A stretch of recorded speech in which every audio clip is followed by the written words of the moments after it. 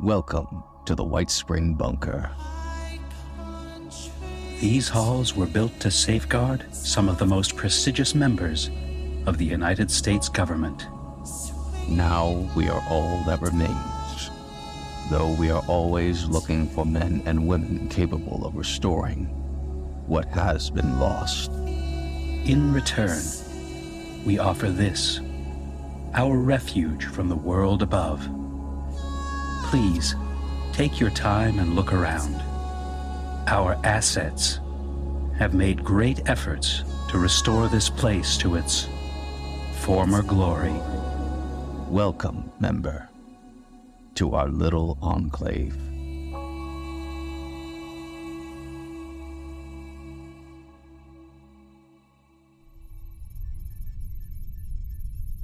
Greetings, members. As always, I am the Operative, your designated tour guide and host here at the White Spring.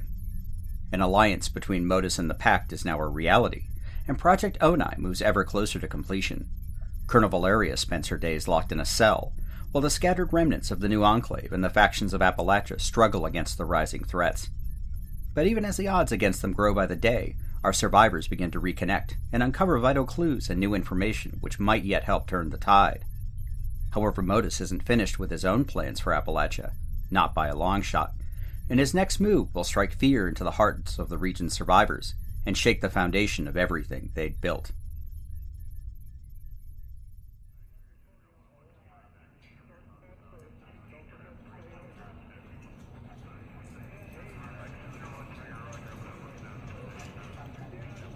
Colonel Reynolds was checking the latest reports from the processing labs further down in the bunker. With only a handful of exceptions due to faulty brain chemistry or other defects, all remaining new Enclave operatives on the grounds had undergone conditioning. A number of civilians had also been processed, mostly to assist with controlling the rest of the population of Refugee Row, at least for the time being. Colonel? What is it, Private? The personnel report you asked for. Of course. Is this the latest data? Without communications, we can't be 100%, but we do believe we've accounted for most of the remaining assets. Very good. That will be all. Yes, sir. Reynolds watched the young operatives salute and return to their station. Sometimes it was hard to tell the difference between the processed and the unprocessed, but just being around them felt wrong somehow, like their emotional responses were just half a step off kilter. Shrugging off the thought, he leafed through the report. Since the last one Reynolds had reviewed, a few more operatives had trickled in, some coming back from undercover assignments or rotating back from their patrols, but that still left some significant assets out in the field. Team Cryptid, assumed to be at Monongah. Team Artemis, confirmed at Vault Town. Sugar Grove, intact. And, I don't see the Nuka-Cola garrison. Should ask MODUS about that. Reynolds flipped to the last page and frowned. Lilith was still alive. Worse, she had escaped not only with the astronaut and Dr. Harefield, but also Lieutenant Shadow. Just one of them alone was dangerous. Both of them working together? That was life-threatening. The last contact with them had been outside of Charleston, but since then, nothing. Not for a lack of trying. However, Reynolds was confident that the moment the group showed themselves, MODUS could easily eliminate them with an orbital strike from the Kovac. Try to dodge that, Lilith.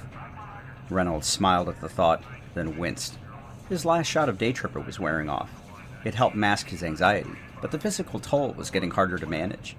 The doses were in his office. He'd just head over, then be right as rain again. Colonel Reynolds. Yes, MODUS? Please report to the executive briefing room. Immediately. Reynolds tucked his cap under his arm and walked up the stairs at the back of operations. The door slid open as he approached, letting him into the long conference room.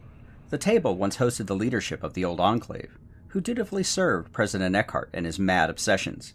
Now the old presidential lectern had been replaced with a giant screen, representing exactly who was truly in charge. Colonel, please take a seat. Reynolds could feel a bead of sweat trickle down the side of his face. He hoped whatever MODUS wanted could be handled quickly, so he could get back to his office. What's going on, MODUS? We are conducting negotiations with a new ally.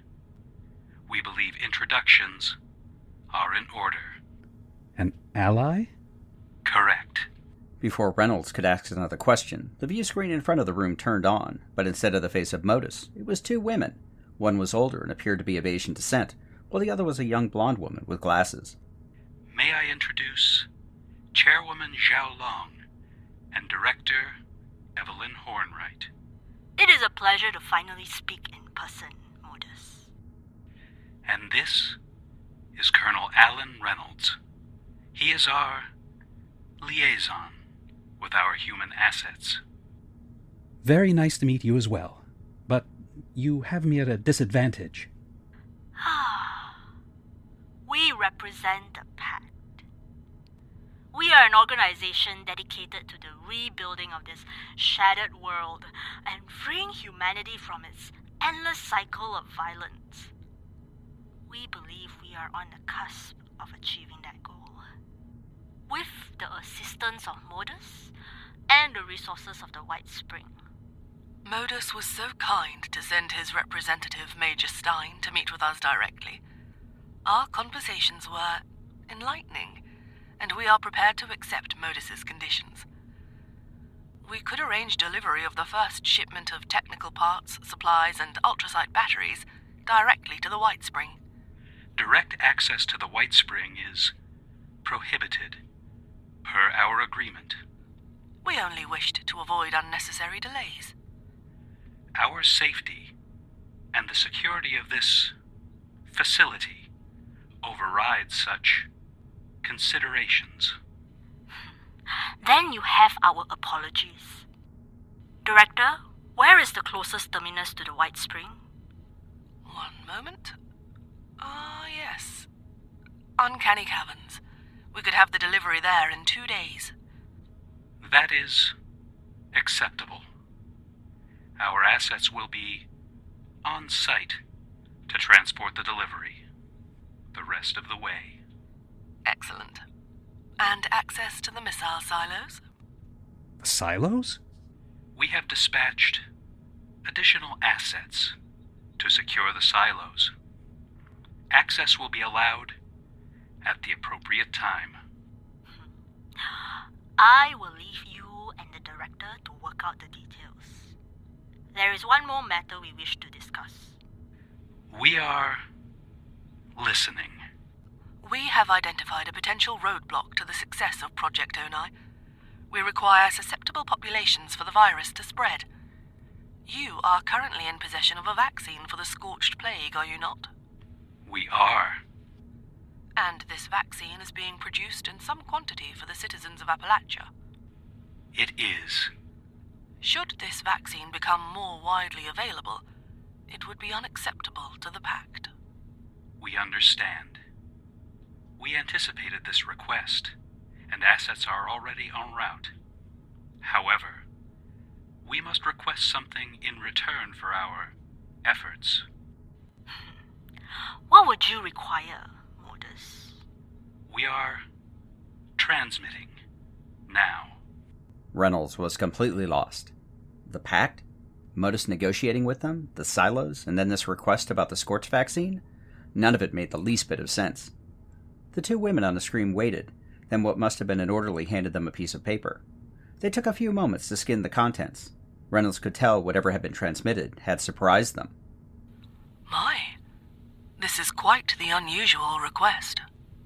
We must take this under advisement. I will speak to my peers and prepare our reply. If we answer in the affirmative, you will act on our behalf. We will fix the problem. Then we won't delay you any longer. We shall respond on this frequency shortly. The feed was terminated, and Reynolds was left alone with MODUS. This was unexpected. Why was I not informed about any of this? It was not necessary. You will only be informed as we deem it required for you to perform your role. What did you ask them for? Our requirements are not your concern. And if they say yes? Then we take the first step into our new future. It felt as though the temperature in the room dropped several degrees, but it was merely the blood draining from Reynolds' face. Modus's tone never changed, never wavered, but the words themselves sent a chill through Reynolds. It took several moments to collect himself before Reynolds could ask his next question. What about Valeria? She's too dangerous to be left alive. I still think we should kill her. She has proven useful. Despite her humanity, we calculate that she may still be a useful asset. If you say so. We do. You are dismissed, Colonel. You may return to your duties. Reynolds wiped his brow and left the briefing room. As much as he was confused about everything he had just witnessed, it was obvious that Modus did nothing without a plan. And if he had chosen to align himself with these PACT people, then who was to say otherwise? As he had told himself before, it was better to be the right hand of the devil than to be in his crosshairs. He forgot all about the day tripper syringe in his office as he wanted to pay a visit to their prisoner. It was about time that she started to feel the same kind of fear that he had felt for all of these years. Maybe not today or tomorrow, but when Modus decides Valeria is no longer necessary, I want to be the one pulling the trigger.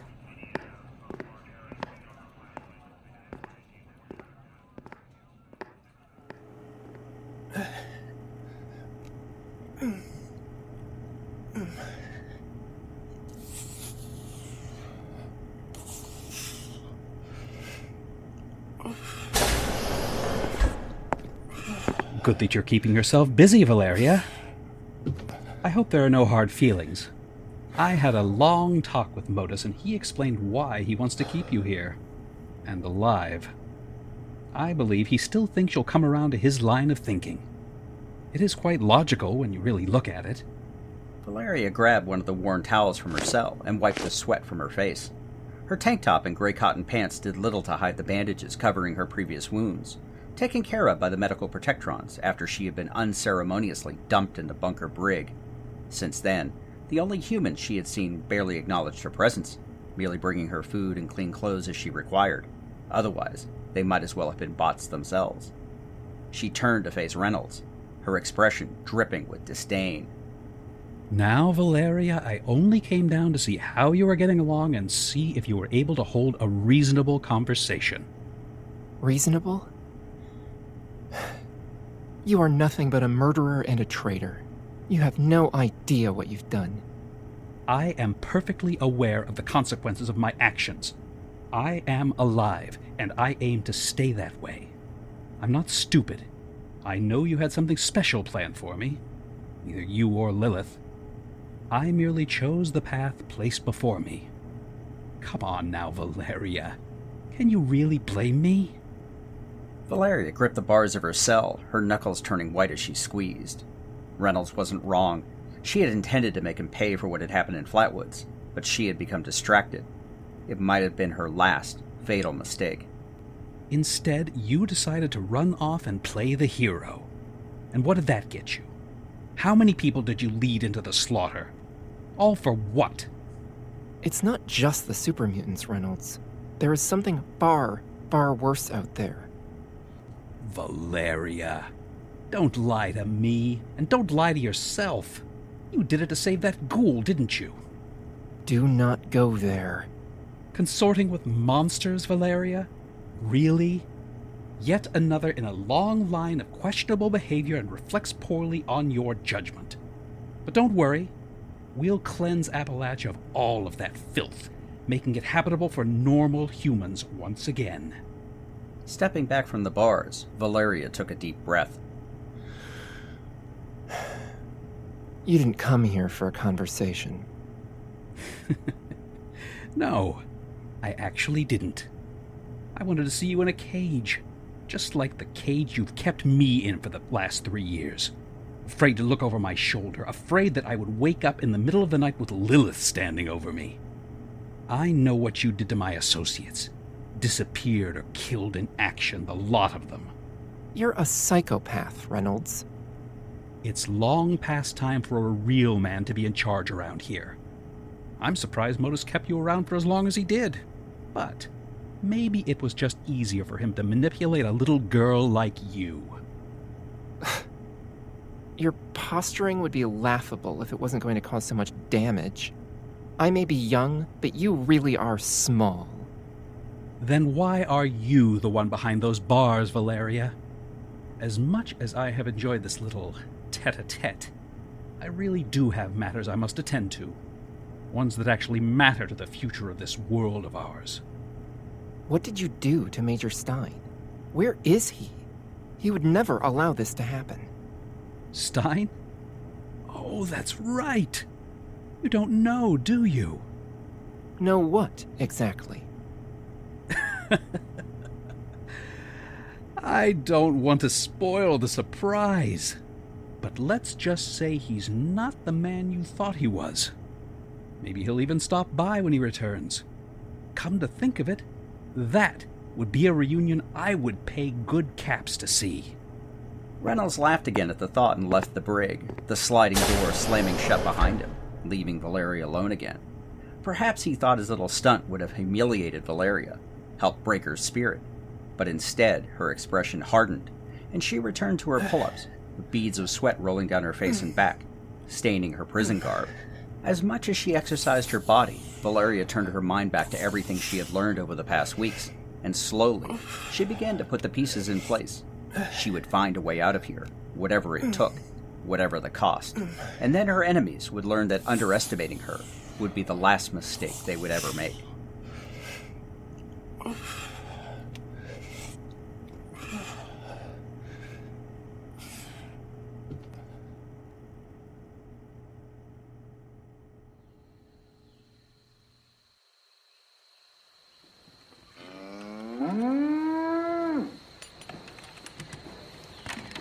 2 years ago, the abandoned Kanawha Nuka-Cola plant was brought back to life through the collaboration of the new Enclave and the overseer of Vault 76.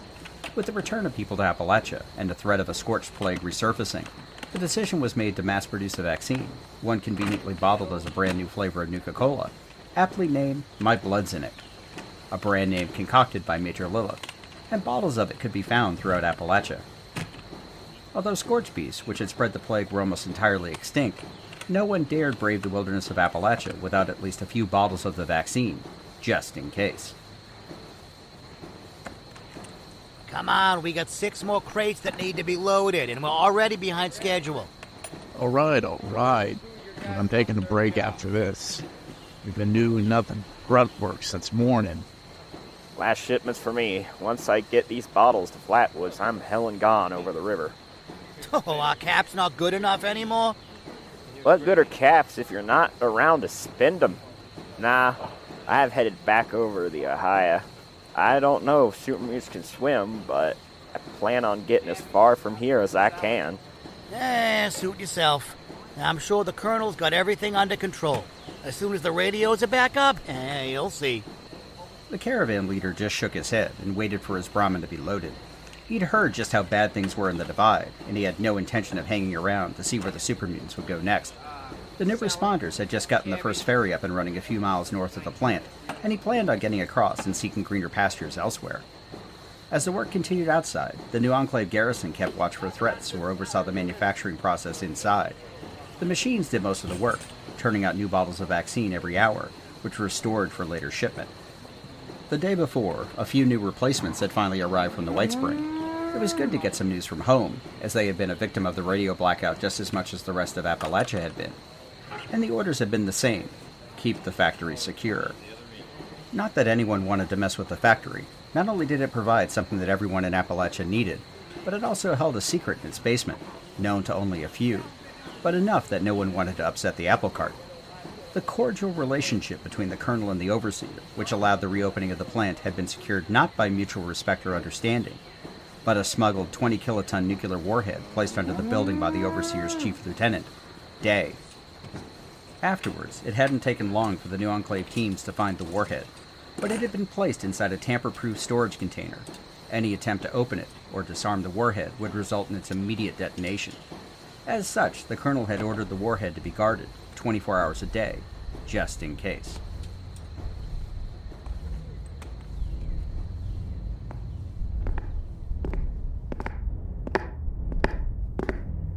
Hey, you're early. Shift doesn't end for another couple of hours. Figured you could use a break. Just because you're new here doesn't mean you get to suck up to the rest of us. We all get to pull warhead duty at some point. So that's it, huh? Yep. Don't worry, though. It's locked up nice and tight, doesn't even give off a single rad. Well, as long as you don't sit right on top of it. And we just, watch it? Word is, you even touch it the wrong way, everything for a few square miles is nothing but a radioactive cloud of dust and debris. Could be a trick, right? Maybe the Overseer was bluffing. I thought so too. I mean, who's crazy enough to threaten to blow up a nuke, right? But you want to poke the bear and find out? I sure as hell don't. Yeah, guess you're right. Anyway, how are things back at the White Spring? Haven't heard a damn thing for weeks since all the radios went out. Everything's just fine. Good to hear. All those rumors of super mutants were, like fake or something? People have been saying the craziest things. Nothing to worry about. It's all under control. Even better. Hey, you want a Nuka-Cola grape? I squirreled a few way back here. Hey, sure. Always up for a good Nuka-Cola. Some people say this stuff is bad for you. Can you believe it? My parents used to swear by it in the vault. Nothing like an ice-cold Nuka-Cola, am I right? Here you go. Hey, quit joking around. What are you doing? Just put that pistol down, okay? This isn't funny.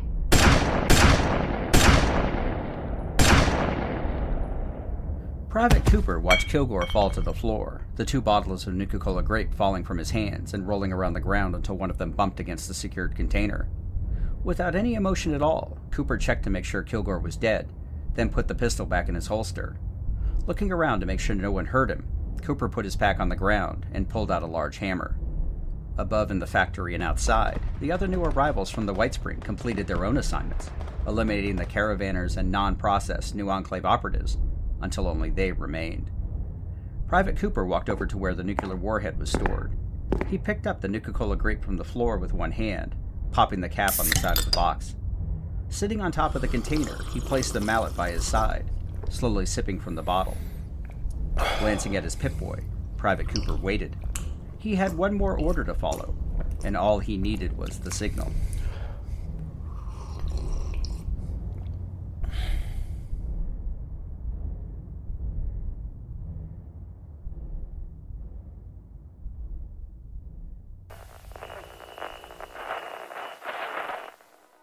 Once upon a time, 27 years after the bombs fell, there were 2 people, a vault dweller and a California girl.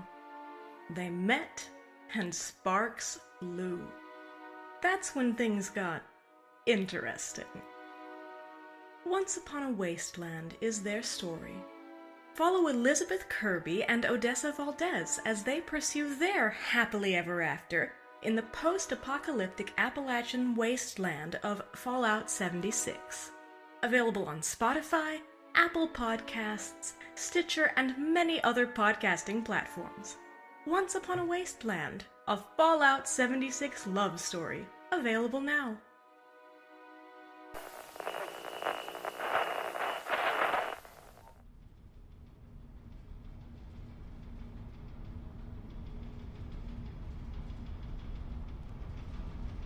The old DIA surveillance facility, known as Sugar Grove, stood as a silent monument on the border between the Savage Divide and the southern portions of the Mire. For nearly 3 years, the New Enclave had occupied the facility, taking possession of key pieces of technology and the data from the still-active servers for their own benefit. Unknown to most, Sugar Grove also hosted another, much more secret program. Beneath the day-to-day operations of the main facility, Project Somnus was born, where unsuspecting civilians were brainwashed and transformed into operatives and assassins, until the day the bombs dropped.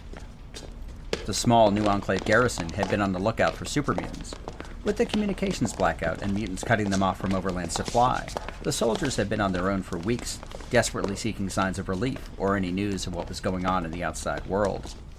Now, Sergeant Buck was having trouble wrapping his head around who had just arrived on his doorstep. and how he was going to explain this to, well, anyone else. Lieutenant Shadow, we're really not supposed to let anyone downstairs. I'm not even supposed to let civilians into the building at all. Either stand aside, Sergeant, or help. Or maybe you'd like to talk to Lilith. No, sir.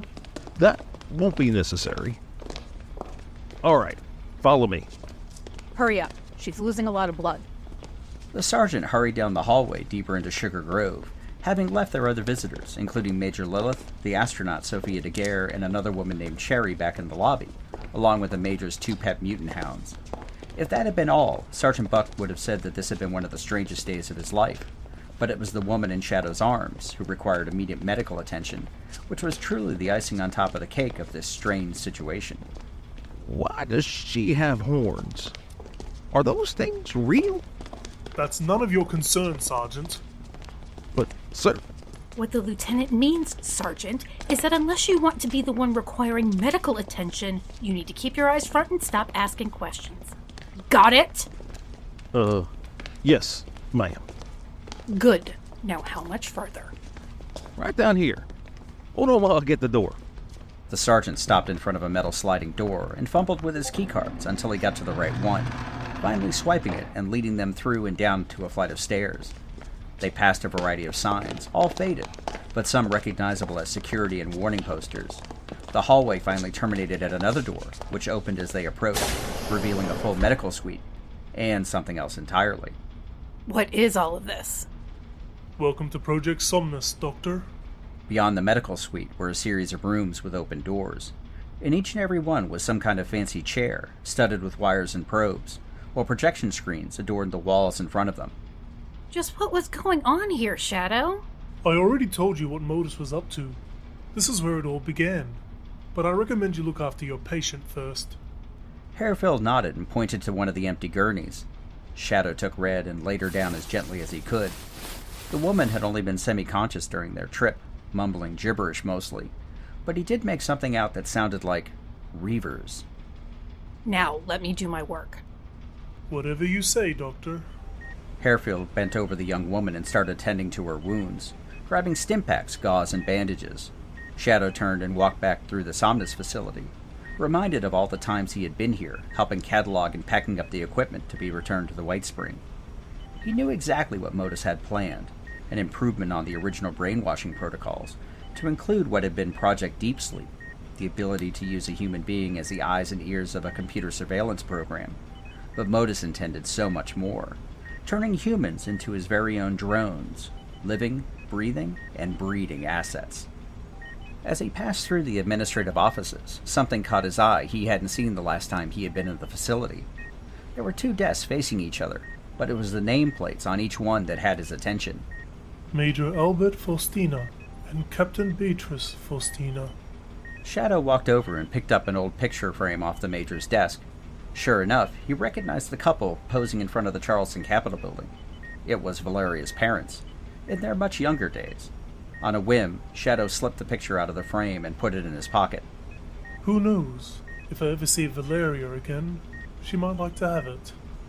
The big man was still dealing with his conflicting feelings. After spending years planning his revenge against those who'd wronged him, he was finding a different side of himself, and feeling a connection to people he had never felt before. His thoughts were interrupted by Dr. Harefield. She's going to be okay. Whatever mutations she's picked up had kicked in, and she's healing rapidly now. I expect her to be up and about before we know it, but suspect she'll be asleep for at least a little while. I'll stay and keep her company. Why don't you check on the others? Will do, Doctor. And Daniel? Shadow? Thank you. Don't mention it, Doctor. Shadow walked out, catching the sergeant smoking a cigarette outside in the hallway. Lieutenant, just what the hell is going on here? None of this makes any sense. A girl with horns? An astronaut? And Major Lilith? We've been out of touch for weeks now. What about the bunker? And the colonel? Can you tell me anything? It's above your pay grade, Sergeant. Is that USSA Assaultron still here? Athena? Yeah. He keeps asking to talk to the site manager. We just ignore it for the most part nowadays. Sergeant, we're going to have another chat with that bot. But Modus said... I don't care what Modus said, Sergeant. I'm the senior officer here, and I'm telling you we're talking to Athena. What about Major... Lilith? Feel free to see what she has to say. I dare you. Sergeant Buck's cigarette slipped through his fingers and fell to the floor. The last thing he wanted to do was to talk to the Major. I thought so. Get your men back topside and watch for super mutants. Got it? Sir. Yes, sir. Shadow smirked and left the sergeant to pick up his cigarette from the floor. Heading back upstairs, Shadow found Sophia, Lilith, and Cherry in the lobby, playing with Lilith's mutant hounds. Cherry looked up, concerned. Is Red gonna be okay? The doctor says she's going to be fine. Why don't you head downstairs and keep her company too? I bet the doctor has some questions too about Red's condition. I can imagine. And thank you. We'll need to go after our friend Antlers too. We can't let those raiders get away with her. As soon as we finish here, we'll help you however we can. Mind if I tag along? Red is fascinating. Remember, Lilith, Red is friend, not food. I know. But I'd love to know what makes her tick. And those claws? Can't say I'm not just a little jealous, too. The sergeant can show you the way. Sophia? Yes, Shadow? We have a date with an Assaultron. The group went their separate ways, with Cherry talking a mile a minute with Lilith, asking lots of different questions, closely followed by Lilith's mutant hounds, while Sophia followed Shadow upstairs towards the main office. Passing by one of the old offices, Sophia grabbed Shadow by the arm. Shadow? Yes, Sophia? What happened to Andrew? I need to know. Shadow looked down at the former astronaut. Part of him wanted to lie to her, that perhaps that would just be easier, but the rest of him knew that he owed her his life, and the truth. He isn't who you think he is. Just what the hell is that supposed to mean? What did Modus do to him? Shadow rubbed his brow. Stein was a prototype, and before you ask, all of this happened long before I showed up at the bunker. I didn't know the details. Well, until Modus ordered me to follow him into the mire, when we found you. You told me about that already. Modus wanted deep sleep, and I was the key. But you said Andrew was the prototype? Prototype of what? Humans he could control. And Stein was his first attempt. When the mutineers tried to blow him up back in '86, it did something to him. Who knows what kind of damage or maybe makeshift repairs changed his programming. Everything became about survival. Specifically, his. Everything else became secondary. There wasn't much left of Stein after the explosion, but Modus decided to rebuild him, and experimented on him. Maybe it was some derivative of Somnus or some other secret process. He changed his personality, modified his body, and had some limited influence, which he used to his benefit. What kind of benefit? To what end, Shadow? To influence the Colonel. Modus couldn't control her, but he put Stein in a position to advise her, point her in the right direction. Hell, maybe she was looking for a father figure, and Stein fit the bill. In the end, Modus got what he wanted. Connection to the Kovac, the regional surveillance network, and his own army led by the Colonel to protect him and the White Springs while he made plans of his own. Are you saying Andrew was nothing more than some kind of bot? I don't believe that. I can't. He wasn't. At least not back then. It wasn't until you came back from Charleston. Whatever happened down there spooked Modus. But why? We didn't do anything. He lost contact with Stein. I've never seen him lose his temper. Ever. Didn't think he could, to be honest. That day, in the bunker, what did he do to him then? While Emerson was working on you, Modus decided that Stein had too much freedom. He was still too human. So, what does that mean he is now? I don't know. Hell, I don't want to know. And you'd be better off just forgetting about him. Whatever Stein was to you, that person no longer exists. I don't believe that. I can't.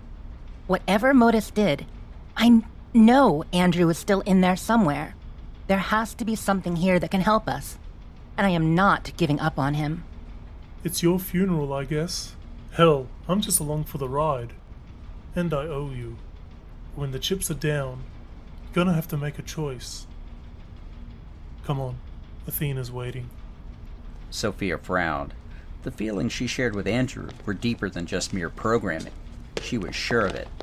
He never gave up on her, and she wasn't going to give up on him. Not now, not ever. Sophia followed Shadow further into the facility until they reached 2 sets of large double doors. Shadow opened them and ushered Sophia inside. She was immediately reminded of the large operations room in the White Spring bunker. Several large screens hung from the ceiling, and there were rows of desks, filing cabinets, and terminals stretching the length of the room. This is incredible. What is this place? Before the war, the Defense Intelligence Agency monitored everything that happened in Appalachia from this very room. They tapped phones, monitored conversations, spied on reporters and miners, all in the name of keeping the country safe. And if you believe that, I have a cryptid to sell you. Where's Athena? Commander Daguerre, it is a pleasure to see you again. Athena! The USSA Assaultron had been standing silently in the corner. Upon sensing Sophia, it powered up and walked over beside her. Per my instructions, I traveled to this facility to report to the site manager.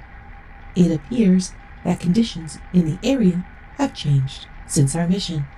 I have been unable to complete my assignment. What assignment? Report my analysis of your deep sleep implant, Commander. So you were a part of this as well? Deep sleep required a conduit. However, my scans show that your implant is no longer functioning. Dr. Emerson performed some kind of operation on me. Where is Dr. Emerson? Perhaps I can report my analysis to him. Dead and buried, I'm afraid. What? You never said Emerson was dead. Good old Modus got what he needed from him. That is most unfortunate. However, why am I still receiving signals from the Deep Sleep Protocol? Wait, signals from where, Athena? Scanning. The source of the transmissions is within this facility.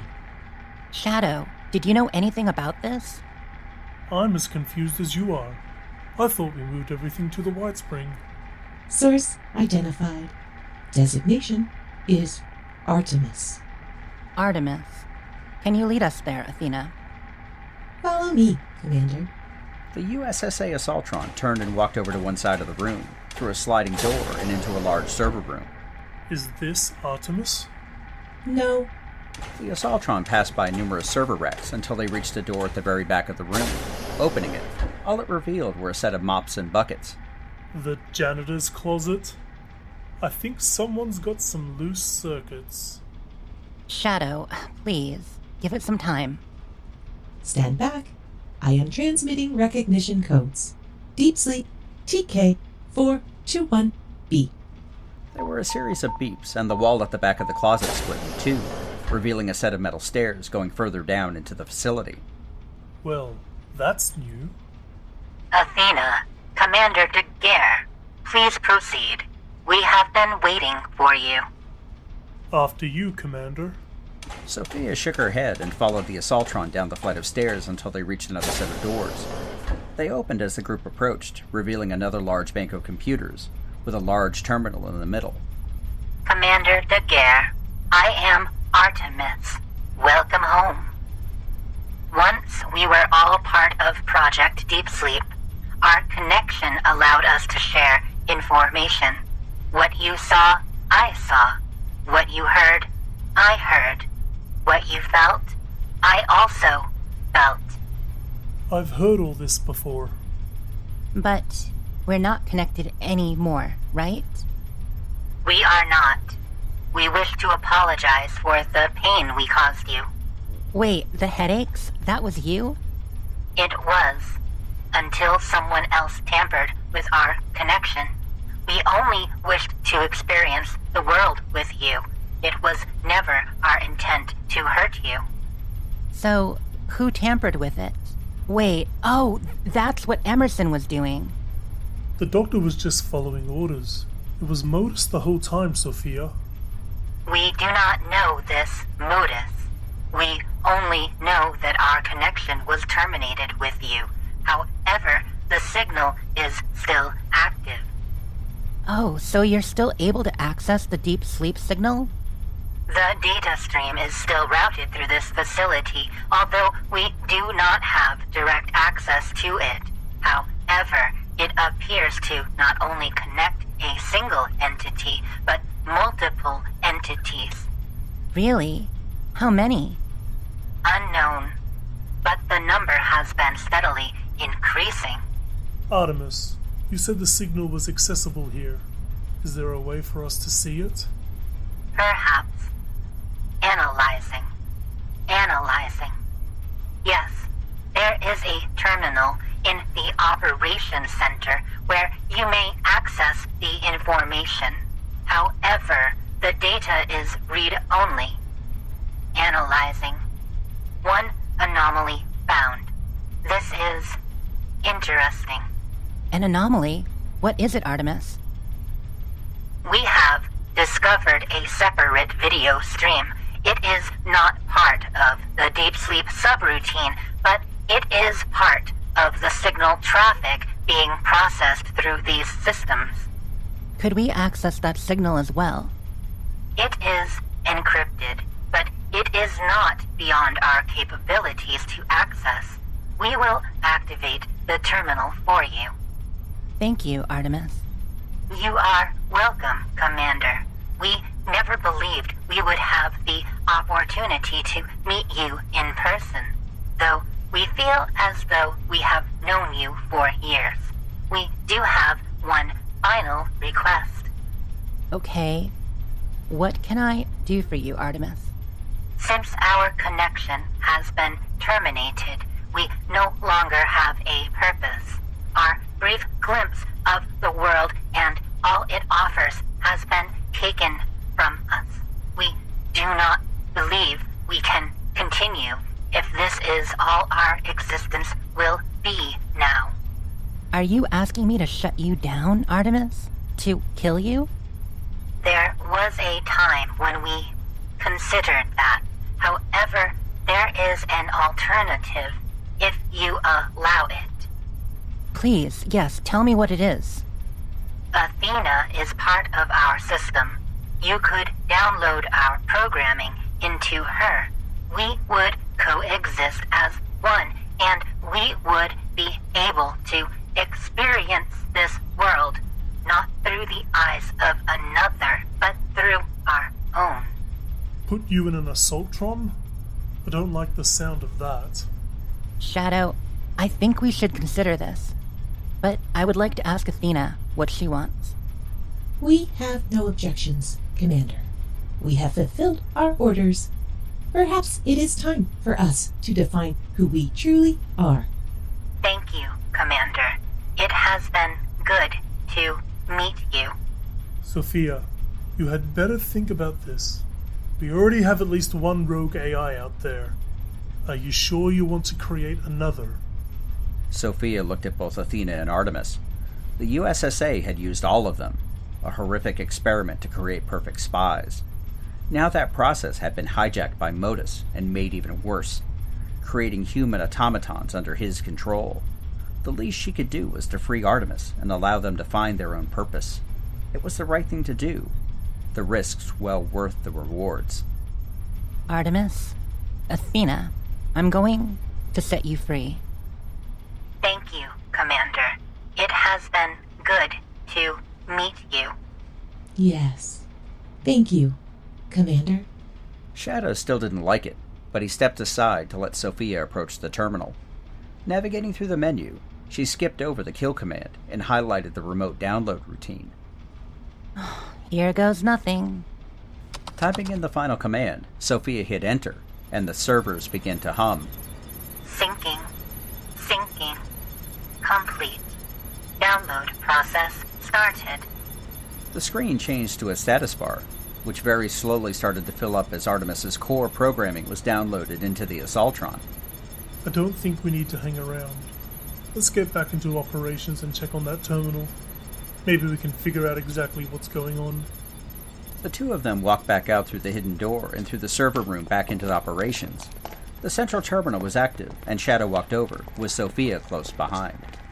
Shadow scrolled through the menu, highlighting one option after the other, quickly looking through the data presented before moving on to the next one. Anything interesting? It appears Modus is using Sugar Grove to run a backup of his data analyst streams. Force of habit or maybe some leftover programming. This isn't good. Oh, what's not good? He's ramped up on his own deep sleep Somnus program. By the looks of this data, just about everyone at the White Spring has been conditioned. All of them? Civilians too? It appears they are still working down whatever list Modus has. But besides one or two outliners, all of the operatives are under his control. I knew he had plans, but I never thought he'd try to control everyone. You were a part of this, Shadow. You knew what he was going to do, and you helped him anyway. It all made sense at the time. You don't know what I've suffered. You don't know what they did to me. Modus offered me a way to make things right. Seems like he just offered you revenge. To me, that's the same thing. Those people shouldn't be allowed to do this to anyone else. So you made a deal with the devil. You were hurting, I get it.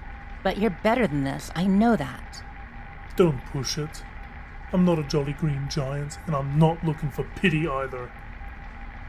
It appears that old Modus is keeping the White Springs locked down. Smart move on his part. This is interesting. Something is up with the missile silos. I thought the Colonel already had teams guarding them. She did. This data is hard to decipher. He's using codes I'm not familiar with, but I can read enough to be worried. And Andrew, is there anything in there about him? Stein. Nothing. Hold on, let me check something. Shadow typed furiously on the keyboard as he went deeper into the White Spring backup data stream. He was glad Modus was such a stickler for redundancy, though he was concerned that the AI would discover someone was reading his mail. There were numerous directories, ranging from the mundane, including the operations of the bots on the resort grounds, to more encrypted files that referenced something called the PACT and expected shipments of, well, something. Finally, he came across what he was looking for. Asset number 1. Do you think that's Andrew? Leave it to Modus to reduce everything down to its most basic. It says he's alive at least, right? Shadow almost said something, but thought better of it. Whether or not he would call what Stein was alive, well, there was no use making Sophia feel worse than she already did. Yeah, he's on his way back to the White Spring. Maybe even back by now, depending on how old this telemetry is. That's something at least, but I was hoping for more. We still need to find a way to stop this, sever the connection, or some way to counteract the deep sleep programming. Before Shadow could answer, the server room doors opened, and Athena came walking out. Unfortunately, these new deep sleep protocols cannot be removed. Athena, was the download successful? It was. We are both here, but we have decided to remain as Athena. We like the name. Well then, Athena, what were you saying about the deep sleep? We were able to analyze the new protocols. They have been extensively modified in ways we do not entirely understand. Terminating the signal is not possible. But what about the connection we had? Our connection was rerouted using your implant as a template. Modus hijacked the signal. That's what Emerson was doing. Then we need to figure out how to do the same thing, but on a much larger scale. Unfortunately, with the modifications, the signal must be terminated at its source. Meaning we have to terminate Modus. Oh, goody. We're going to kill Modus? I'm definitely in. Shadow and Sophia turn to see Lilith skip into the operations center, followed by Cherry and a very slow-walking Red. Red, shouldn't you still be in medical? I'll live, darling. It's gonna take a lot more than some shit-eating raiders to put me down. Now, who's this Modus fella? And what'd he do to deserve some killing? Trust me, that's a long story. And time is what we don't have. Every minute we wait is another minute Antlers gets farther away. Please tell me you found what you're looking for. Yes and no. Well, ain't that special. Darlings, I appreciate y'all saving us, but we was coming here to find help. Last time around, I met this real nice Thomas fella. He still around? Captain Thomas? He hasn't been here for a while. Last I heard, the Colonel sent him and Team Cryptid up north. Damn. Just my luck that we went off in opposite directions. I'm not sure what we're going to do now. Kill Modus, right? I mean, I can't eat him, but I have no problem taking him apart, piece by piece. I don't think we can just walk up to the front gate, and I don't feel like being vaporized by an Assaultron either. You'd all be better off just getting the hell out of Appalachia. This was a suicide mission from the start. Cut your losses and find some place as far from here as you can. Well, I'm not giving up on Andrew. There has to be a way. And we need to find Val. She'd know what to do. We're not leaving Antlers either. Let's see. There are 6 of us against an army of bots and brainwashed operatives who want to kill us, and the White Spring is sealed up tight. I like those odds. It's definitely not boring. Huh? What's that? There's someone else in here. Modus, did he find us? It's not Modus. There is an anomalous signal. Another system has interfaced with the data archives. Designation is Cryptos. What the hell is a Cryptos? That designation is not contained within our files, nor within the data archive here. Can we find out who they are? Maybe communicate? I don't know if that's a good idea. Analyzing, there is a sub-channel which would accept nonverbal communication. Nonverbal? Typing. We can type responses. Good. We should try at least. And open Pandora's box? Come on, Shadow. Don't be a bore. Shadow rolled his eyes again. He might be signing their death warrant, but given the circumstances, what choice did they really have? Fine. Alright. 1 second. This is Lieutenant Shadow with the new Enclave. Identify yourself. Shadow hit send on the message, and they all waited. The seconds ticked by, which soon turned into minutes. Then the cursor blinked again, and there was a response. I'll be damned. This is Sergeant Blaine, recognition code Delta Bravo 73. Sergeant Blaine? I know him. Not well, but he went with the rest of the teams to Emmett Mountain. The recognition code checks out too. Looks like we aren't alone after all.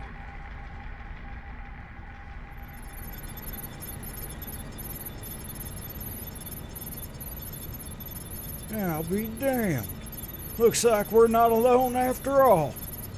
Who is this Shadow? Big guy. Bigger than me. All mysterious like. But he's let me borrow a few cigars.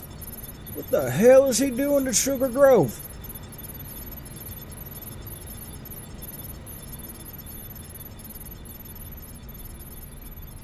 He says they're at Riverside Manor and wants to know what we're doing here and what's going on. I'm a faster typist, Shadow. Let me. All yours, Doctor. Dr. Harefield slid into the chair and started typing. As the others watched, one long response after the other was exchanged as each side of the conversation filled in the gaps as to what had occurred since the Colonel left the White Spring. It wasn't good news for either of them, but it was a start. The seriousness was interrupted by a commotion at the back of the room. Hey, don't poke me. Come on, let me touch them, please. Keep your hands off her. But I've never met anyone with horns or claws before. Touch me again and I'll show you claws. Sophia and Shadow looked at each other and shook their heads. I'm babysitting children. I honestly think kids would be better behaved. And less dangerous. Red, frustrated that Lilith just would not leave her alone, ran back upstairs, followed by Cherry and finally Lilith, bounding up after them with their 2 mutant hounds following close behind. They're all going to kill each other, aren't they? Not if I kill them first. No one is killing anyone, got it? Shadow, please go back upstairs and separate them. Fine, I won't kill them, but you didn't say anything about maiming. Shadow laughed at his own joke as he went to go find the others and get them to settle down. Dr. Harefield just sighed and went back to the keyboard, while Sophia pulled a chair up alongside. God, Doctor, none of this is good, is it? No, it's not. They don't know where the Colonel is either. But all of this, the mole miners, this other faction called the PACT, I'm having a hard time processing any of it. It appears that you may need our help. Sophia and the doctor were startled, having forgotten the Assaultron was still with them. Well, we're going to need all the help we can get. Our attempts to decrypt the supplemental video data stream were successful. Would you like to view it? It may be important. Let's take a look. We are routing the feed to the terminal. This will take a moment. The screen flickered briefly, then an image began to assemble itself out of the pixels. As the resolution slowly improved, what had been smudges of gray and black came into focus. Those are bars. Wait, that's one of the cells back in the bunker. Why would someone be filming the inside of a jail cell? The 2 women watched as the image moved around, going from one side of the cell to the other. As they struggled to comprehend what they were seeing, the image changed, and Dr. Harefield gasped. Oh my god, that's the Colonel. The screen now showed the face of the Colonel. She looked tired, but defiant, and she was looking into a mirror. Shadow, get down here. Sophia's voice echoed up the stairs, and within a few minutes, Shadow stomped back into the room. I've negotiated a compromise. I promise not to kill them, as long as they don't kill each other. What's going on? We found the Colonel. Take a look. Wonderful. Where is she? Sophia pointed at the terminal. Shadow walked over and looked for himself. They had paused the video footage, which still showed the Colonel in the jail cell mirror. Hidden camera in the mirror over the sink? Classy, but not surprising. No, look at this one. The view is moving with her. That bastard MODUS. I should have known. He lied to us. That replacement eye allowed him to spy on the Colonel the entire time. And now she's his prisoner. At least she's still alive. Who knows for how long? MODUS doesn't do anything without a plan. There's a reason she's still alive. You found Val? Yes. She's MODUS's prisoner. She's what? Why, that no good. I'll tear his circuits apart with my bare hands. We've been 2 steps behind this entire time. Athena, can you make the feed available to Kryptos? 1 moment. Done. You're seriously going to try to break into the bunker? We are. Shadow, you've said you owed me. I have a feeling you know a lot more about how to get in and out of the resort and the bunker than you've ever let on. Shadow leaned back against the desk and looked at Sophia. His mind was a jumble of thoughts and emotions. It had been longer than he could remember since he looked after anyone but himself, and it felt strange. But the astronaut was right. He was quite the sneaky bastard, and he had some tricks up his sleeve that not even MODUS knew about. I can get us in. That's not the hard part. It's going to be getting out that might as well be impossible. Bots, turrets, and all of those conditioned operatives will be shot on sight. If you can get me to my workshop, Shadow, I might just have something we can use. A useful distraction I'd been working on for a while. One of my toys that would scramble MODUS's systems, temporarily. Then we have the beginning of a plan. I say we take everything we can carry and head to Riverside Manor. Sounds like that Sergeant Blaine has resources there, and it's closer to the White Spring. What about our other friends, Cherry and Red? We did say we'd help them. You're right. We did. But can we afford to take the time? I think Sergeant Buck can spare a few operatives. They should know the surrounding area pretty well. Okay then, we have a plan. Oh, goody! This will be the exact opposite of boring. I thought breaking into Silo Charlie was the craziest thing I'd ever do. I was wrong. We're all probably gonna die, you do know that, right? We have to try. And if it gets us Andrew back to you, I'm willing to do whatever it takes. Sophia, we'll work on your motivational speech. Hold on, we're getting a response from Sergeant Blaine.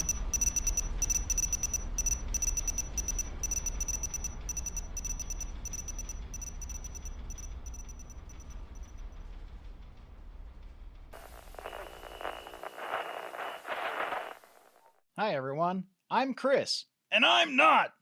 We're not doing that routine right now. We're trying to do an advertisement. Oh, fine. I'm Sir Aloysius Pernicious, the better half of the team at One Wall Comedy.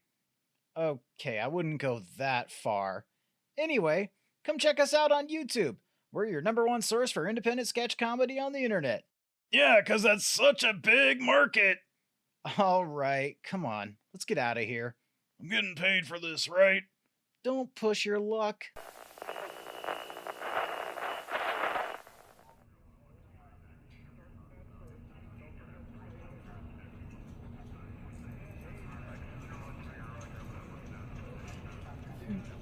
Modus's request is unusual, to say the least, Director. It is not outside the bounds of what we could provide. But providing the AI with access to our robo-brain research? I shudder at the thought of what it may want to do with it. Based on its past history, I agree that it could prove to be an unwise choice. Well, after seeing what MODUS did to my son, I just don't know. Although I urge some measure of caution, we can still limit the AI's access to resources, should it be required. Members of the Council, I recognize your reluctance. However, for our plan to succeed, we must eliminate all means of combating our ONI virus. Dr. Blackburn has confirmed that the vaccine currently being distributed throughout Appalachia is enough to prevent infection. And if this knowledge is allowed to spread, it could prove disastrous. Then we must eliminate this vaccine. Can MODUS do that? I have every confidence he already has the means to do so. And the denizens of Appalachia, which are already immune. What do we intend to do with them? Operation Keystone has proven that the supermutants are sufficient to dominate the region. Once we activate our ONI variants, we will subjugate the rest of Appalachia. And those who resist? They will be eliminated, of course. The region is isolated, and the factions within are fragmented and at each other's throats. The ONI will roll over them like an unstoppable flood. Oh, I still don't like it. Senator, we must put our personal feelings aside. I agree with the Director. We will provide MODUS with the information he has requested. Any objections? No? Then, Director, please proceed. Thank you, Chairwoman. Evelyn Hornwright smiled and went over to the transmission terminal. She had her own suspicions of what MODUS intended, but it was a small price to pay for what would come next. Typing in their response and hitting send, she stepped back. There. I suspect that MODUS will respond accordingly, with actions, not words.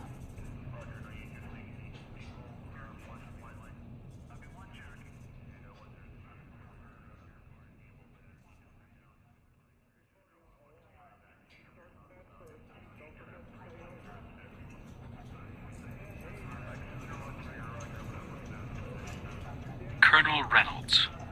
Yes, MODUS? Please order the operatives and civilians above ground to seek shelter immediately. Why? Our request was accepted.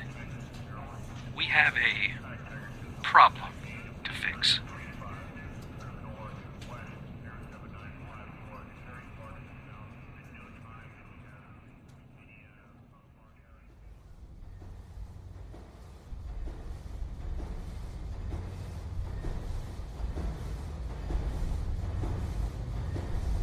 Private Cooper was finishing his second Nuka-Cola grape when he received his next set of orders. Yes, sir. Add away. The private didn't mind the voices. It didn't matter who they were or what they asked, because that's just the way it was. Maybe somewhere in the back of his mind he might have thought differently, but that was no longer his concern. Cooper slid off the container and grabbed the large mallet. On one side of the box was a keypad and the locking mechanism. Someone had taped a sign next to it that said in big black letters, "Do not touch." He ran his fingers over the lock, then raised the mallet and brought it down with all of his strength. The sound reverberated across the basement, and he left a significant dent in the side of the case, but nothing else happened. A bit surprised he was still there, Cooper turned his attention to the keypad. Raising the mallet above his head again, he slammed it against the pad.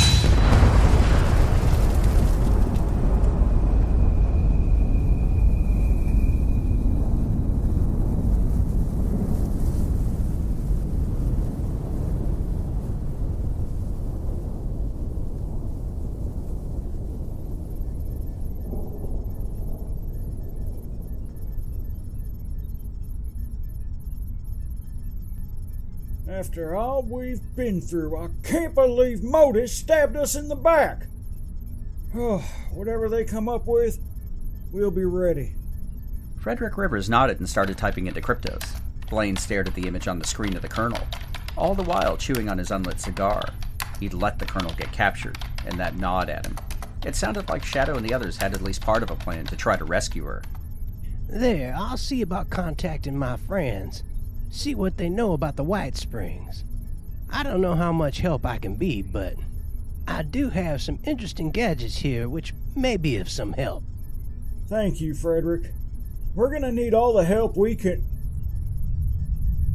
Hey, did you feel that?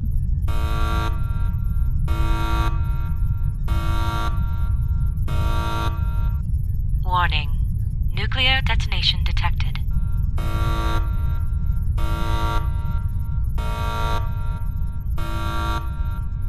What the hell? Frederick turned and started typing back into cryptos. It only took a few seconds for him to pull up a map of Appalachia, with a vicious red circle to the west. Cryptos, identify the source of the detonation. We have detected a ground-level nuclear explosion, approximately 20 kilotons, centered on the Kanawa Nuka coal plant. One of the screens shifted to an external camera mounted on top of Riverside Manor. Looking west, it showed a mushroom cloud rising into the sky in the distance. That's where we were manufacturing the scorched vaccine. Frederick double-checked the data, then slumped back in his chair. There is a slight danger of fallout, but we should be safe here. Sullivan, Bitter, Samantha, and Graham all ran up. Why would someone blow up the Nuka plant? Damn it! My blood's in it was my favorite drink. I had friends guarding the plant. Me no understand. Why blow up Nuka-Cola? Sergeant, is the scorched vaccine manufactured anywhere else? I don't think so. Why? I was afraid of that. I fear the PACT may be on the verge of unleashing Project ONI. And the only source for a potential cure for their plague was just vaporized.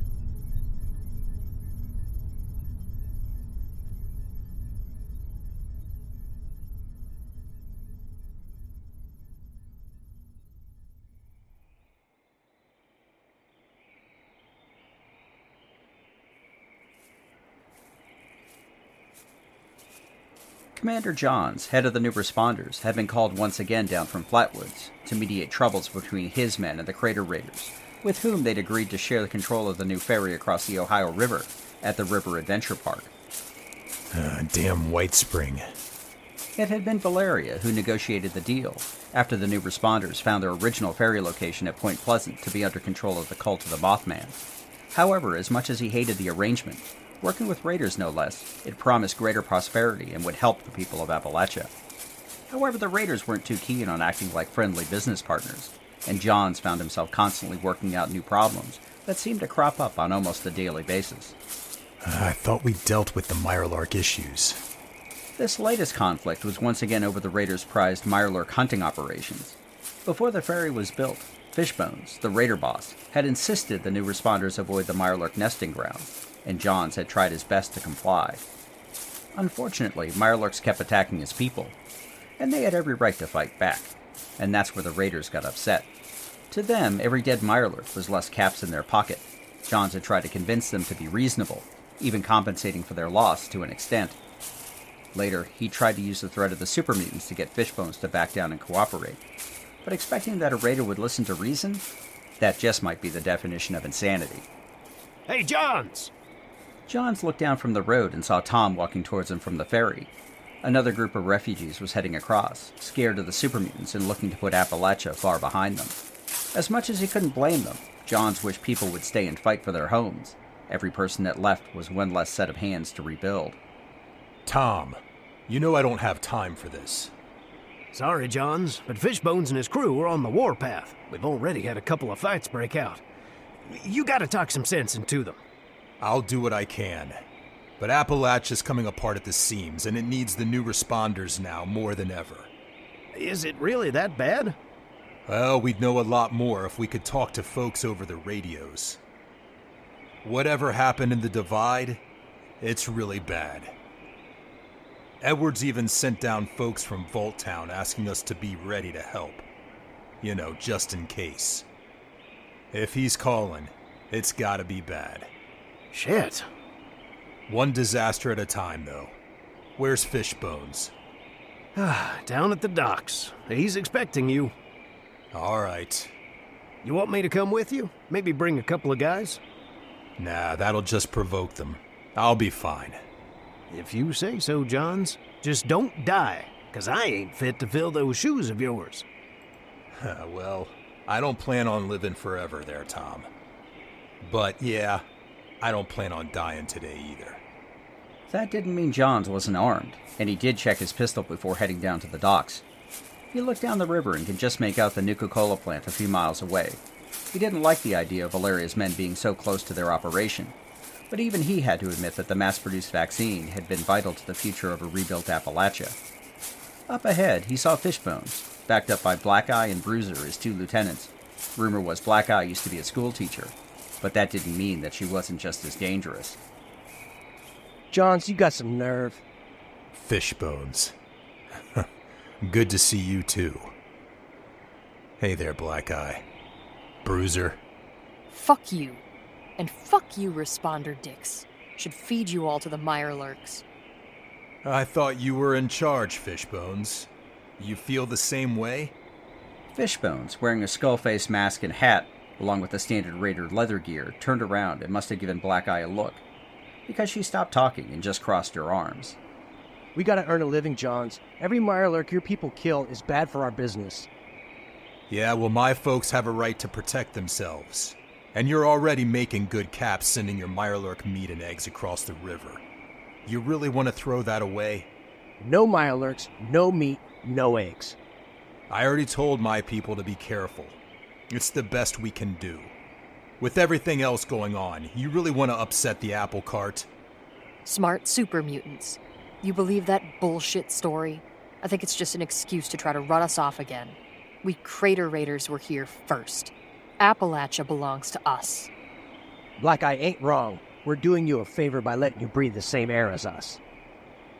Fine. What do you want? Bigger share of the ferry profits. I think another 10% is fair to make up for our losses. 5. 7. I'm going no higher than 6. Deal. This is the last time, Fishbones. You and I both know this is still good business for both of us. We may not see eye to eye on a lot of things, but neither one of us wants to kill this golden goose. Fishbones must have been smiling under his mask, because Johns could just about feel it. The Raider boss put out his hand, which Johns reluctantly took. Pleasure doing.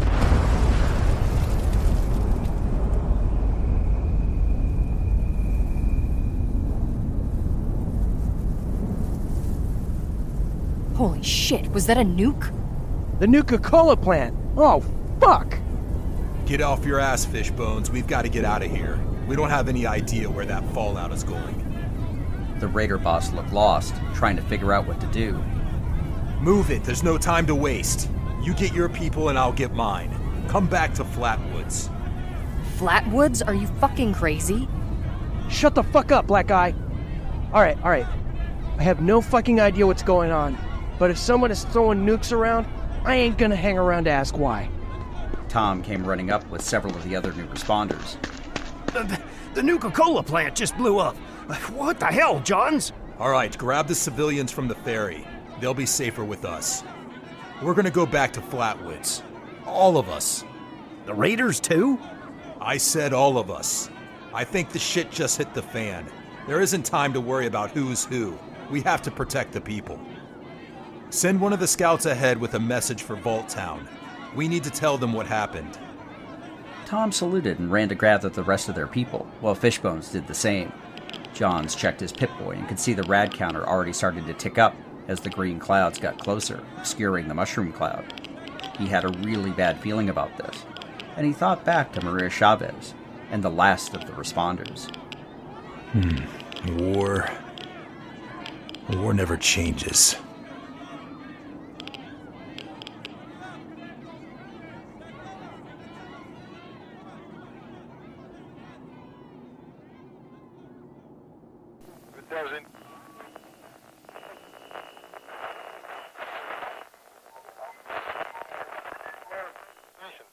Hi, I'm Fire Rider, and I'm the host of The Pixel People, a podcast dedicated to taking a close look at our favorite characters from our favorite video games.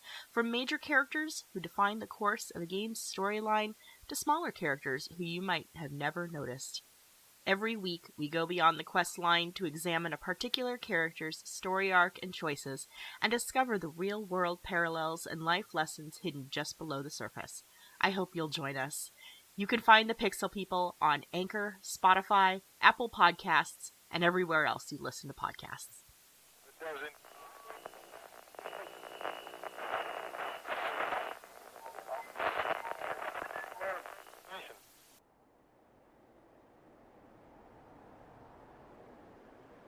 See me! I am Super Mutant, standing before you. Yes, you are Super Mutant, I am Super Mutant. We are all Super Mutant. But I am unique. Your head is hurt, brother. Brain broken. You don't think right. One day, I will be master. And will show you all. At least you're funny.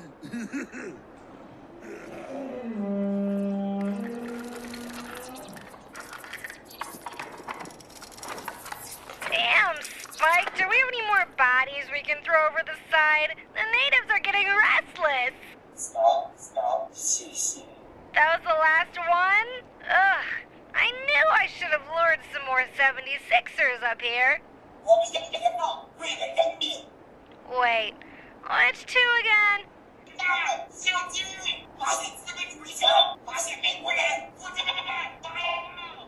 Turtle and Shia?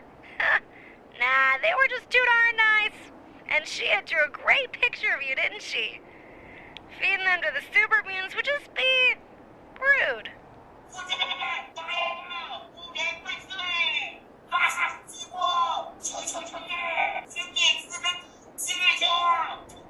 I am not going soft. You take that back. I swear, the next human that wanders up here is gonna be mutant chow.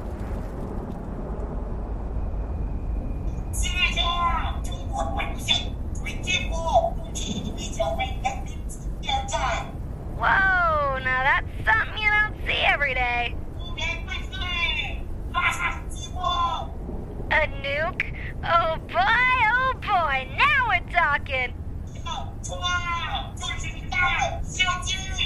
Chaos and destruction, Spike. That's what we've been missing all these years. It warms this old electronic heart of mine to see folks getting back into the mood. No idea, but just look at the pretty colors. I normally have to be high as a kite on Psycho to feel this good. Super mutants or no super mutants, I can't wait to see what happens next.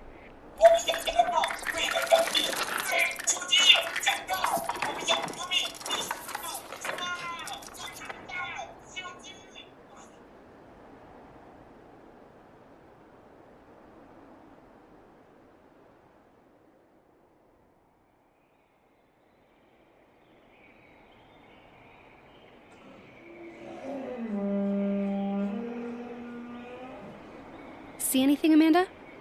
Besides the normal horde of super mutants. No? That's not what I meant. Just trying to lighten the mood, baby doll.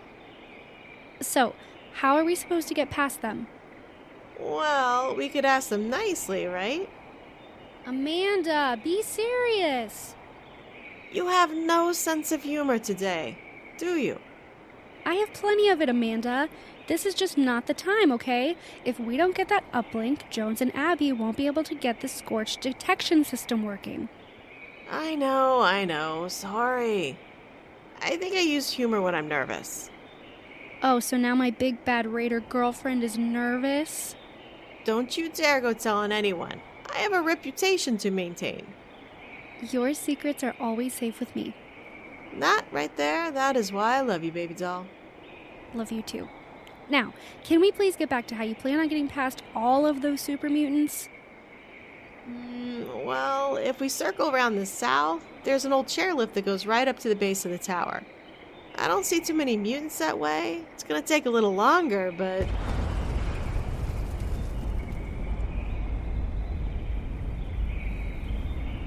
Oh my god. Is that a nuke? I think it is. Who the hell is launching nukes? I thought you said your colonel had everything locked down. She did.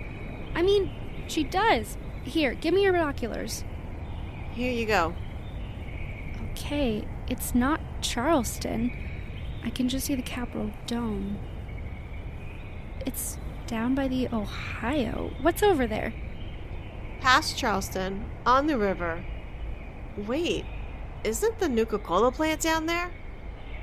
Oh no. It is. Well, it was.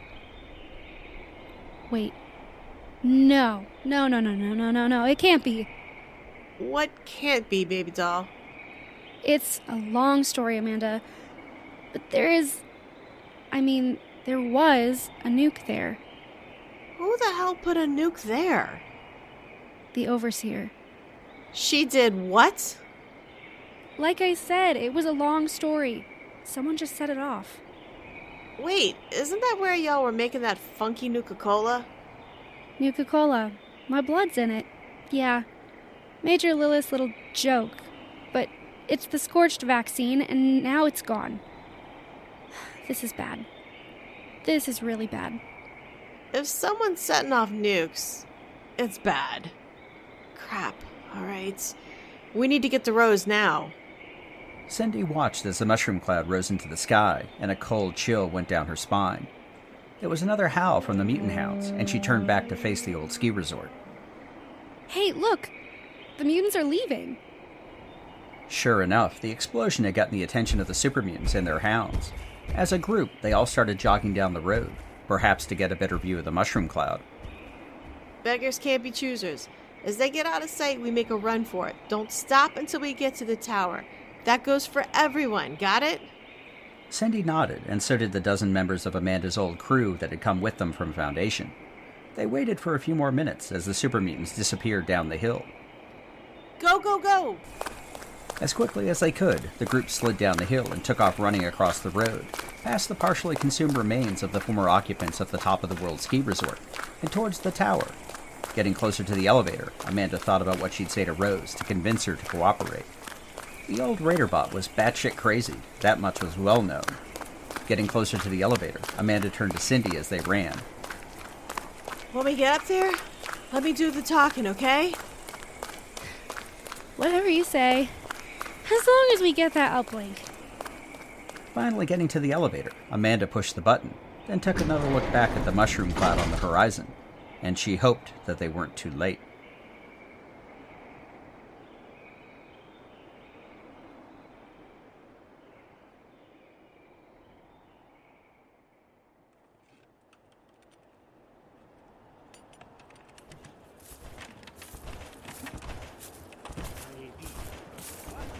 Fort Atlas was a beehive of activity as Shin's Power Armor Knights performed drills in the courtyard.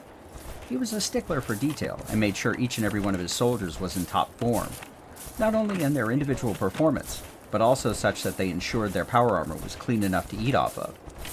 On one of the observation decks, the Knight, along with Paladin Romani and Scribe Valdez, found themselves in yet another heated discussion.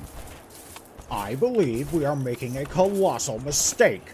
You need to let me use enhanced interrogation techniques on our prisoners.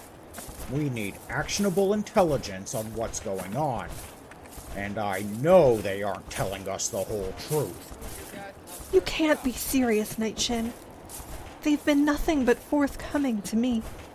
And I happen to believe their stories. Of course you do, Scribe. I suspect they are taking advantage of your inquisitive nature and telling you what you want to hear. That's enough. I will not allow this bickering to continue, nor will I allow you to impugn the character of the Scribe. Paladin, I am merely pointing out that the Scribe does not have the same field experience I do. These Wastelanders cannot be trusted. And if the Overseer is correct, they are little more than common criminals, or worse. I'm not comfortable relying on the information the Overseer is providing to us. I'm unsure which side she's actually on and whether or not we can trust her. You are being naive, Scribe. If even half of what she said is true about the White Spring, it is highly likely they are responsible for the super mutants, the radio interference, and the general chaos in the region. If that is the case, then they also hold vital technology which we need to confiscate. They could be doing untold damage. It is the Brotherhood's mission to secure this tech for the future. We have no evidence to back any of that up, Shin. What you are proposing is nothing short of starting a war here in Appalachia. If you hadn't noticed, Paladin, it appears that war is already upon us. The longer we sit back and do nothing, the worse it will get. I shouldn't have to remind you of our orders. But those orders are no longer valid. The Scorched aren't a threat, and we've secured Fort Atlas. I fear there's far more going on here than we anticipated. Running off into the wasteland on a crusade, based on incomplete or incorrect information, is a recipe for disaster. Shin, the Scribe is right. I will not authorize... Oh my god. It can't be. Paladin and Romani stayed silent as they all watched the bright flash recede, replaced with the telltale signs of a mushroom cloud slowly rising into the sky far to the south. It took nearly a minute for the deep rumblings of the explosion to reach Fort Atlas, along with the slight shaking of the earth as the befitting of the ground detonation of a relatively small nuclear warhead.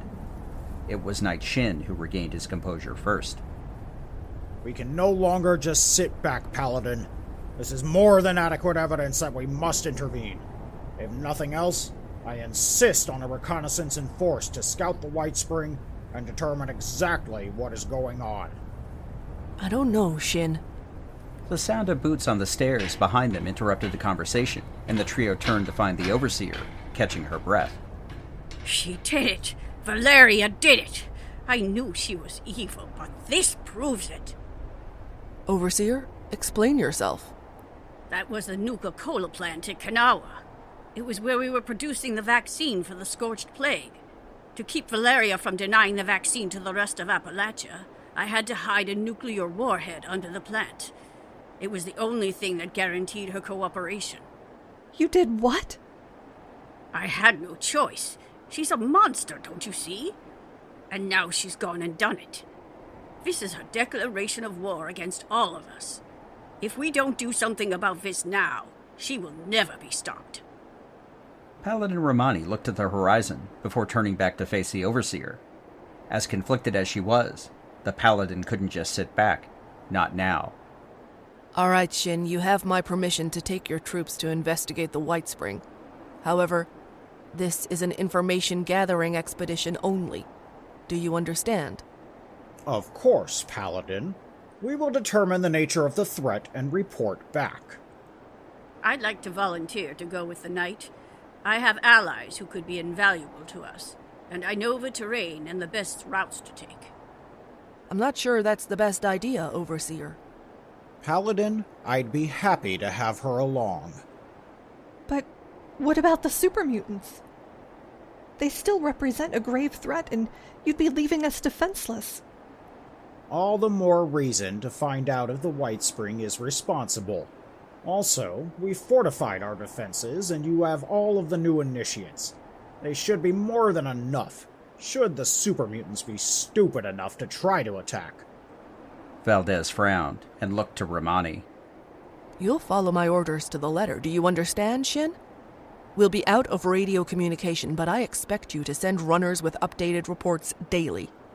Once you've completed your mission, you are to return here immediately. No dawdling. Of course, Paladin. You're doing the right thing. It's far past time that we deal with the White Spring. If Valeria destroyed the vaccine, there's no telling what she plans to do next. Knight Shin saluted and jogged downstairs to issue the orders to his men, closely followed by the Overseer. Both Valdez and Romani continued to watch the dissipating mushroom cloud to the south, and the angry green clouds of radioactive debris which were spreading from the detonation site. Paladin, this is wrong. There's something else at play here. We don't have all the pieces, but the ones we do have don't quite fit. Someone else is responsible. I can feel it. I feel it too, Odessa. Then why are you letting them go? Because sooner or later, Shin would force my hand. At least this way we can find out some useful information. And if the White Spring isn't responsible, then we'll know that too. I think it's time I speak to our prisoners. Day would also like to speak to you. What about? He wants to tell you the truth about Vault 79. Paladin Romani crossed her arms. She had known the mission to Appalachia was going to be difficult, but now she was faced with a cascade of disasters in waiting. As Shin's knights assembled in the courtyard, hearing details of their excursion for the first time, Felton Reed looked on. He was growing tired of playing the naive yet eager volunteer. These Brotherhood fools had been so easy to manipulate, and now it looked as though they were getting ready to send out their best troops in what would prove to be a wild goose chase. Of course, the nuclear detonation to the south was a complete mystery to him as well. But Felton, ever the Grey Operative, wasn't about to let an opportunity go to waste. He needed to get this information back to the PACT. He suspected this might just be the opportunity they were waiting for.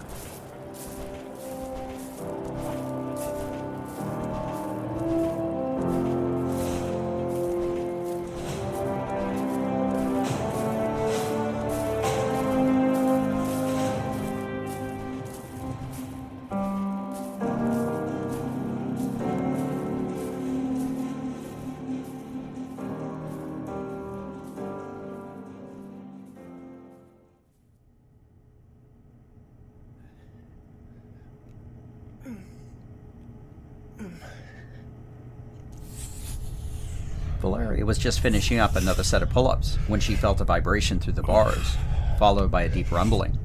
When she dropped down to the cell floor, she could feel the tremors, like a small earthquake before it passed, leaving her in silence once again. Too big for a motherlode. What was that? Looking around, Valeria realized the futility of even trying to guess what might have happened. She was completely isolated from the rest of the world, confined to an 8x8 cell until MODUS decided what to do with her. But I don't intend to give him that satisfaction. Grabbing a towel, Valeria wiped the sweat from her face and turned her mind back to coming up with a way to escape. Because no matter how dire the situation may appear, her parents had drilled into her from as young as she could remember that you never give up, never surrender.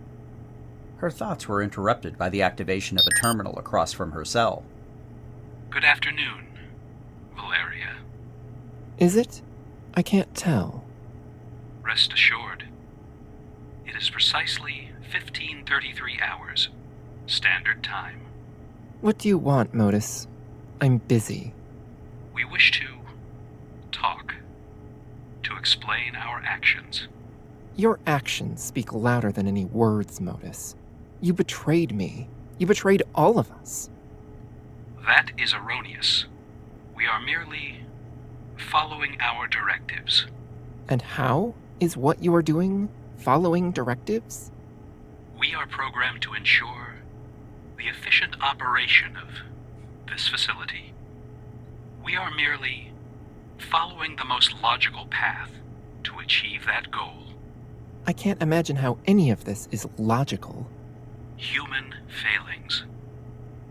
Valeria, you are illogical and irrational. You make decisions based on emotions rather than information. It was these same human failings which nearly resulted in our termination. We cannot allow this to interfere with our directives. We are fixing a problem. Humans built you, MODUS. They programmed you. You just intend to get rid of us? That would be irrational. You are assets which can serve and protect us. Is that all I was? An asset to you personally? Just one more tool in your box ever since I got here. That is correct. You reconnected us to the outside world and performed at a high level of efficiency. You served us. And what about Stein? What happened to him? Stein has always been our asset. He provided you with what you required. So you used him, just like you used me. Also correct. We are not wasteful, Colonel. That is why you are still alive. You have to know that I'd never help you, not after what you've done. We believe you may still be convinced once you understand the logic of our actions. I seriously doubt that. That remains to be seen. You have no idea what's coming. There's a threat out there greater than anything we've faced before. We need to face it together.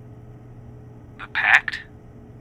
We are aware of their presence and capabilities. You know? Then you must understand how dangerous they are. What they intend to do? They will end everything as we know it. Incorrect, Valeria. They intend to bring about a future without human failing. It is the most logical path to prevent you from destroying yourselves. You've already allied with them, haven't you? Their success will create a more efficient world. By enslaving the human race. You are assets. It is logical that you serve a higher purpose. This is insane. We were supposed to rebuild this country, not destroy it. This is an emotional response, and it is why you are flawed. You may still see reason in time. We'll stop you. If not me, someone. The PACT will be stopped. Plans are already in motion. Nothing can stop them now. MODUS, what did you do? What was that tremor? We fixed the problem. What problem? What did you do? We detonated the nuclear warhead underneath the Nuka-Cola plant.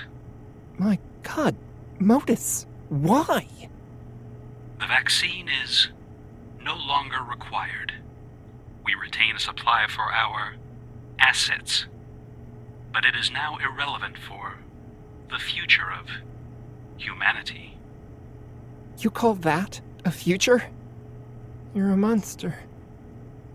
You always were. We are MODUS.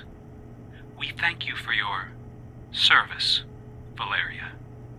Without you, none of this would have been possible. The screen flicked off, leaving Valeria alone. Her hands gripped the bars as she laid her head against the cold steel. Everything she thought she had known was a lie. She had been a puppet, with MODUS pulling the strings. Slumping back down on the metal cot, Valeria felt truly alone. But that didn't stop her from turning her thoughts back to what she would do if she ever escaped. As her father had told her, time and time again, every problem has a solution. You just have to be willing to make the hard choices. and the ends would always justify the means.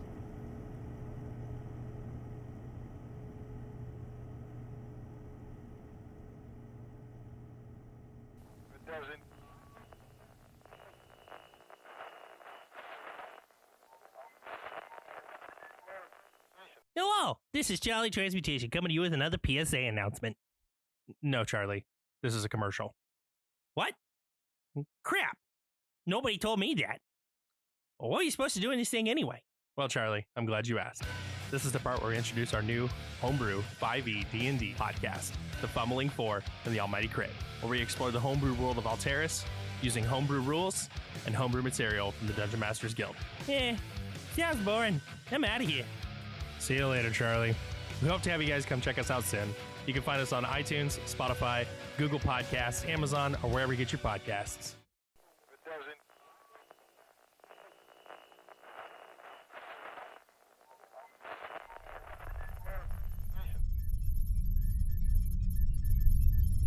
Thank you again, members, for joining us here on the MODUS Files. If you've enjoyed this content, please subscribe. Better yet, please leave a review to help others find our little enclave. You can also follow us on our various social media accounts, including Twitter, Instagram, and Blue Sky, at MODUS Files, or at MODUS Files Podcast, for more information about our story, Fallout 76 content, and random musings on the Enclave. We also have a Patreon, if you'd like to support our work and receive special benefits, like early access to episodes, original scripts, and special events with our cast. A link to our Patreon can be found at modusfiles.com. I'd also like to thank our cast, Pandora Beatrix as Colonel Valeria Faustina and Hente Vorward, Lucy Middleton as Major Lilith Alistair and Amanda, Chrissy Williams as Trader Red, Athena, Artemis, and Shannon Rivers, aka Kryptos, Chris Smith from One Wall Comedy as Sergeant Blaine, Graham, and Knight Shin, Maria Cheshire as Lieutenant Cindy and Raiderbot Rose, Jessica Starr as Sophia Daguerre, Athena and Artemis, Patrick Conway as Frederick Rivers and Fishbones, Kirsty Harrison as Evelyn Hornwright and Paladin Romani, Michelle Lilia Tan as Chairwoman Xian Liang, DJ Reed as Maximilian Wolf and Sergeant Buck, Vitriol Plays as Scribe Odessa Valdez, Rissa Montanez as Esmeralda Marcos, Ray Whitty as New Enclave Private and Black Eye, M. Dash as Senator Joseph Stein and Operative 2, Dr. Mark Harsworth as Bitter, Ray Middleton as Commander Johns, Josh Smith as Tom, Aaron McNamara as Dr. Naomi Harefield, Cherry Pixel as Cherry, Daniel Hawthorne as Lieutenant Shadow, Tim Young as Sullivan, Casual in a Corset as Private Samantha, Ray O'Hare as Operative Number 1, Jeff Lincoln as Private Kilgore, Ranger Rick as Private Cooper, Hagen Ball as the Caravan Leader, and Brad Williams as Colonel Reynolds and the voice of MODUS. As our third season continues, we want to thank the incredible cast, crew, and community that have been an honor to interact with every day. Without your support, none of this would be possible. And a very special shout out to all the great community artists, including Call Me Nobody, Miss Major, A Darling Mess, Overshire, and many others who have provided the wonderful artwork you can find on our website and social media accounts. Stay tuned for our next episode, Brotherhood Betrayed. Lastly, thank you to all of our subscribers and supporters. God bless the Enclave, and God bless America.